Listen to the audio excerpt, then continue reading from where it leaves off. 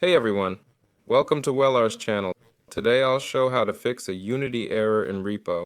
For REPO, right-click it and select Properties. We need the launch shortcut itself. It's in this PC, Steam Drive, Steam Apps, Common, REPO.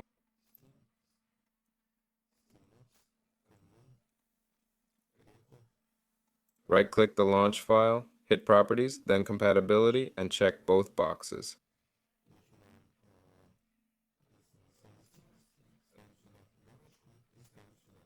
Then click Apply. If that doesn't work, Google Visual C++ and get the 64-bit version.